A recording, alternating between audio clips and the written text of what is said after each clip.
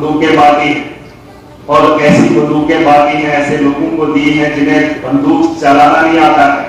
वो जिन लोगों ने अभी जान गंवाई है किश्तवाड़ के अंदर, जाइए उनका पता कर लीजिए उन लोगों का कि उन्हें बंदूक काम करनी आती भी है कि नहीं आती। यहाँ छमावड़ा देख रहे हो, इन्होंने पूरे खुदा जनाब पीर पंजाब के अंदर इन लोगों ने जो है बंदूकें मारी है, बंदूक के नाम पे इन्होंने इलेक्शन लड़ा है और आज वो यहाँ इसका शिकार। पूछ लीजिए भाजपा के लोगों को, पूछ लीजिए पुलिस के डिपार्टमेंट को, पूछ लीजिए डीसीज को, क्या आपने इलेक्शन से पहले कितने लोगों को कितनी बंदूक दी है। इस पे बात बेरोजगारी की बात छेड़ रहा था, इसमें एज रिलैक्सेशन को ख्याल में रखा जाना चाहिए, क्योंकि बहुत सारे नौजवान मुझे फोन कर रहे हैं सब इंस्पेक्टर पोस्ट को लेकर, कांस्टेबल की पोस्ट को लेकर, उस पर ध्यान दिया जाना चाहिए और एज को बढ़ाना चाहिए। कोई अलग से हम डिमांड नहीं कर रहे, क्योंकि हमने देखा है स्कैम हुए हैं इंसानों के अंदर, उन बच्चों को अपना बेहतर दिखाने के लिए मौका नहीं मिला, क्योंकि उसमें लूट हुई है, घुसूट हुई है।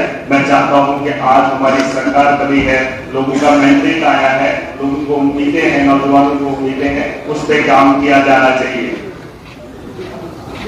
उसके अलावा जिन पोस्ट की मैंने बात की थी, पंचायत लेवल पे हमारे बच्चे, हमारे पास अभी स्कूल नहीं जहां हम पढ़ सके, पढ़ा सके बच्चों को, हायर सेकेंडरीज नहीं है, कॉलेजेस नहीं है, और हमारे यहाँ जब पोस्टें निकलती है तो कंपटीशन में हमें डिस्ट्रिक्ट लेवल पर कम्पीट करने के लिए कहा जाता है, स्टेट लेवल पे और नेशनल लेवल पे, तो हमारे बच्चे नहीं कर सकते। मैं चाहता हूँ ये सरकार से उम्मीद करूंगा कि उस पर ध्यान दिया जाना चाहिए, पंचायत हो, तहसील हो, उस लेवल पर काम होना चाहिए।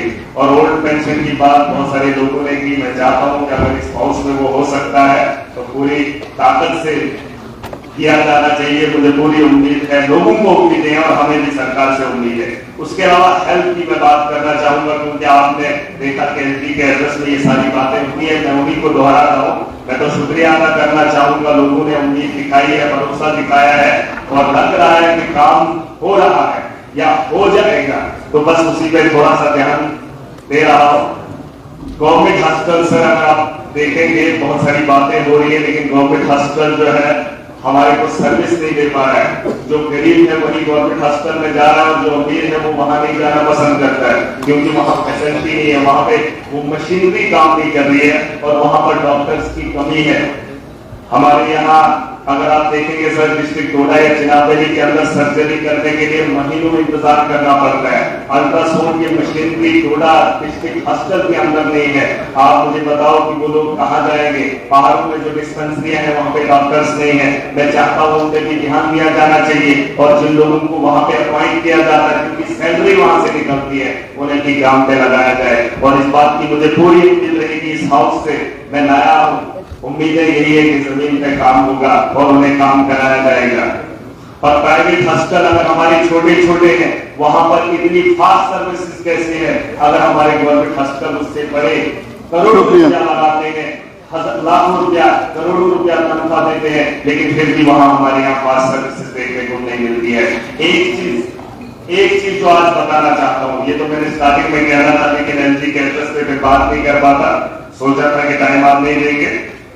आज विपक्ष के लोग उठ के बाहर गए, रात को एक हादसा पेश आया जिसने 2 लोगों को जान से मार दिया, लेकिन हर कोई उसकी मजम्मत कर रहा है, हर कोई उससे बात कर रहा है कि आतंकवाद ने ये सारा काम किया। नहीं, एक बात मालूम ना हो, जो जम्मू कश्मीर की आवाम को मालूम ना हो, मैं फैक्ट्स पे बात करूंगा।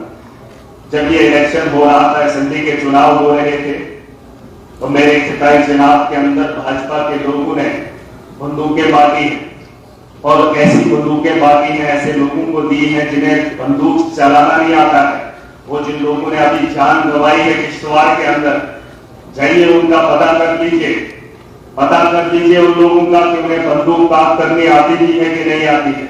क्या उन्हें यहाँ पर गंदे पे रख के आगे निशाने पे लगाना आती भी है कि नहीं आती है? इन्होंने वोटों के लिए हिंदुत्व के नाम पर लोगों को भड़काया और उन लोगों के हाथों में बंदूकें थमा दी, जिसका खमियाजा वो देख रहे हैं। किन लोगों ने उन्हें मारा है मुझे इल्म नहीं, लेकिन इन्हें बिना ट्रेन किए उन लोगों को हथियार दिया ताकि इलेक्शन में बैठ जाए। ये जो यहाँ छमावड़ा देख रहे हो, इन्होंने पूरे खुदा जनाब पीर पंजाब के अंदर इन लोगों ने जो है बंदूकें मारी है, बंदूक के नाम पे इन्होंने इलेक्शन लड़ा है और आज वो यहाँ इसका शिकार हुए हैं। मैं शर्मिंदा इनकी सोच पे आज इन्होंने फिर हंगामा किया। इनको बात करनी चाहिए थी। इनके इलाके में, इनकी कॉन्स्टिट्यूंसी में वो हादसा पेश आया और इसके जिम्मेदार भी यही लोग हैं। पूछ लीजिए भाजपा के लोगों को, पूछ लीजिए पुलिस के डिपार्टमेंट को, पूछ लीजिए डीसीज को, क्या आपने इलेक्शन से पहले कितने लोगों को कितनी बंदूकें हो गया आपका है? इस पे बात होनी चाहिए और इसकी कार्रवाई होनी चाहिए। ये उन लोगों को नहीं मारा है, इन्होंने मरवाया है और इसके जिम्मेदार भाजपा के लोग हैं। और इसके चले हो गया। आप बैठिए। आप तो सिपाही स्टीवन साहब ने भी की। चलिए जनाब शेख खुर्शीद। मैं आप सबसे उम्मीद करता हूं कि हाउस में पहली बार आया हूं, उम्मीदें लेकर आया हूं।